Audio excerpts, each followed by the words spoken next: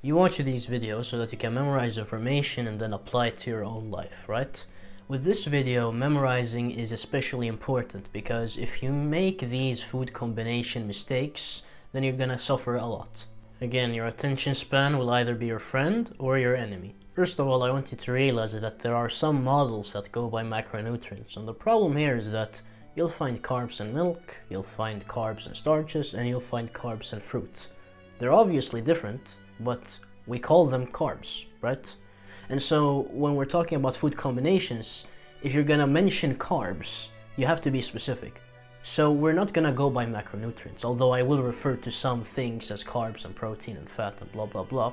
But remember, it's always food specific for the individual. There are exceptions to what I'm saying, and you'll know if you're the exception depending on how you feel when you eat certain foods together. The food that goes with everything is raw dairy, especially if it's fermented. If it's fermented, then it's not gonna need anything specific to be digested because it's already digested, it's pre-digested. That's what fermentation is. So if you eat it with fruit, if you eat it with meat, it doesn't matter. Your body will take care of the meat and the other thing will get digested in the normal way that it does. Raw butter is alright, same thing. Generally, raw butter doesn't need to be fermented even. Again, you can make raw butter from fermented milk. That top layer of cream can get fermented. And then if you make butter from that, you've got fermented butter, raw fermented butter, which is better because it's more easily digested. But still, fermented butter, normal butter, you can use them with anything. The exception when it comes to dairy is raw cream. That's not fermented. It tends to coat meat when you eat it, making it hard for the stomach acid to penetrate the meat, okay? And this is something Augenis mentioned in his Q&As.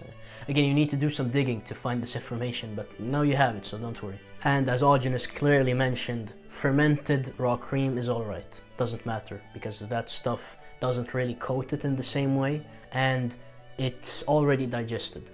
Here comes a fun one, fruit. Now, there are some models that say that you can't mix anything with fruit, but as we already know, we can mix dairy with fruit, and that's alright. I would generally say that raw fat goes with anything. Raw fat is important to eat with fruit because then the blood sugar spike that you generally get from eating fruit will be minimized because of the fat. And again, fat binds to anything bad. So if you've got byproducts, so AGEs as an example, from eating the fruit, the fat will bind to the AGEs. Because remember, fruit is very sticky. It makes your nervous system, your lymphatic system, your bloodstream sticky. Glycation. Fat helps minimize that effect, so therefore it's very good to eat raw fat with fruit. Not all raw fats will go with all fruits, okay? You have to experiment. As an example, for me, I can eat raw beef fat with oranges and I won't have any problems. I can eat avocados with oranges, doesn't really matter. I can eat cream with literally any fruit, doesn't matter.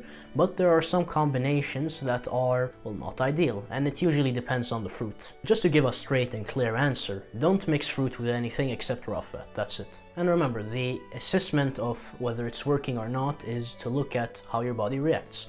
How's my digestive system doing? How do I feel when I wake up the next day? Blah blah blah. Many factors to consider, and it will be pretty noticeable. Again, for me, I usually look for how does my stomach feel immediately after eating.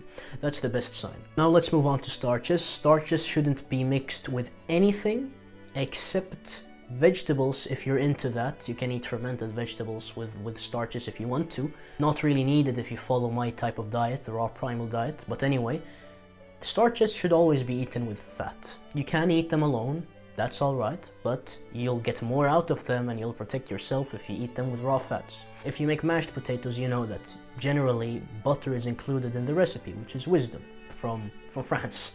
Problem is, when you're making mashed potatoes as an example, you're mixing in the butter when the potatoes are hot. What I'm talking about is you make mashed potatoes, but you wait until the potatoes, well, until you can stick your hand in and it doesn't burn. It just feels warm.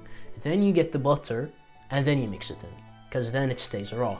The reason you need to eat raw fat with starches is because the fat coats the starches and it makes sure that it doesn't damage your digestive system, because starches are harsh on our digestive system. We're not very used to them, but we can minimize their bad effects and we can utilize what's in them in specific situations. Oh, and remember the blood sugar spike thing from the fruit mixed with raw fat? It also applies here. The blood sugar spike will not be as high.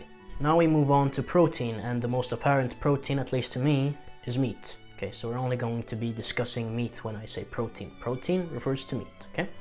You mix protein with fat. Again, this is something that I don't understand very well, but if we look at what animals do and what we've done throughout our evolution, we've always consumed fat with meat, okay? What has been most prized when we kill an animal is the organs and the fat. Again, all animals prioritize the organs and the fat.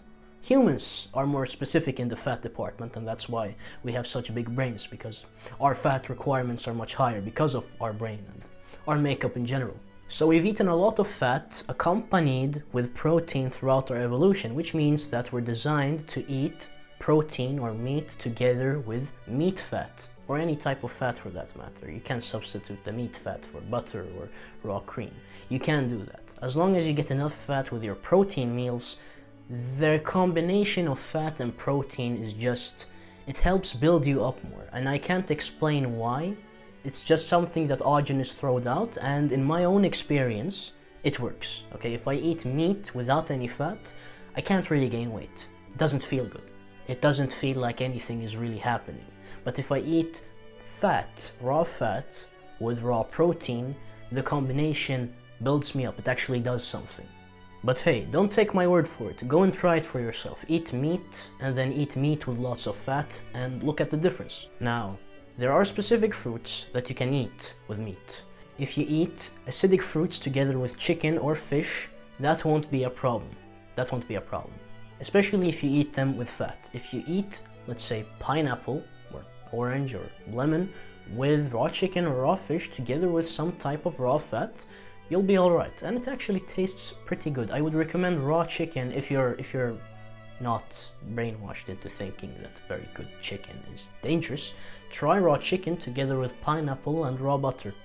That's really good, especially the combination of pineapple and raw chicken. That's really good. Now, if you're eating raw fat with raw meat, are there any fruits that you can eat with that? Whether it's red meat or white meat? Yes, pineapple and papaya, because they contain enzymes that break down animal foods. So you can eat pineapple and papaya together with meat, and they'll enhance your digestion. That's why Paul Saladino, or Carnivore MD, generally eats pineapple and papaya together with his meat. He doesn't eat bananas together with the meat. He doesn't eat oranges. He eats pineapple and papaya. And the important part here is to try stuff so that you can confirm it for yourself, so that you can see what works and what doesn't work. Unless you're very advanced when it comes to health, avoid legumes, avoid seeds, and avoid nuts. Nuts, there is a nut recipe that you can use. It's called the Nut Formula by Augenis Wonder Planets. It's in his book.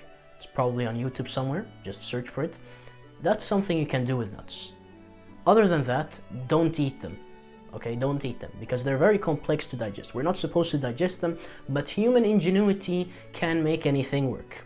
Remember, if it works, it doesn't mean that it's optimal, but it works. All of this brings me to vegetables. Now again, we can't digest cellulose, so you can't eat raw vegetables. If you eat a raw carrot, you won't be able to break any of that down.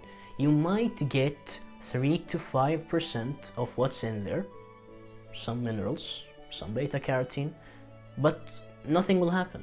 Nothing will happen because you can't access the plant cells, because there's cellulose in the cell walls and you can't break that down. We don't have the enzymes. If you cook the vegetable, you can access that. But then you've got a bunch of byproducts. And what happened to the nutrients? Well, you oxidize them. The solution is to juice the plant, because then you don't have to do anything. Then you get everything that's in the plant directly without having to use any digestive effort. Now, if you're going to drink vegetable juices, it varies. The combinations are very specific and tiresome to remember. But I can tell you that something like carrot, you can mix cream, you can mix dairy with that. If you've got celery juice, cilantro, all of that stuff, you can't really mix anything with that. If you drink vegetable juice, make sure you're not eating meat 1 hour before or 1 hour after the vegetable juice. So whenever you consume vegetable juice, there should be 1 hour where you didn't consume anything prior to that, and then 1 hour after where you don't consume anything. And again, with vegetable juice, I haven't made a video about it specifically, but if you're interested, I won't get into the details, but if you can, try celery juice or carrot juice, and if you feel better, that means you need it. It's a good complement to an animal-based diet, even a raw one, for many reasons, but again, if you want a video on that, just like the video so that I know. Remember, whenever you like the video, you tell YouTube that, okay, YouTube, recommend this video to other people because I like it, and so other people might like it. And what happens is, someone who hasn't seen this channel before clicks on the video, they get valuable information, and then they watch the other videos, and suddenly they're on the path to health. And so if you like the video, you might help someone immensely. Gonna achieve excellent health, I know you can do it. Now, instead of thanking you for 700 subscribers, I'm gonna thank you individually. Yes, you who is watching the video right now.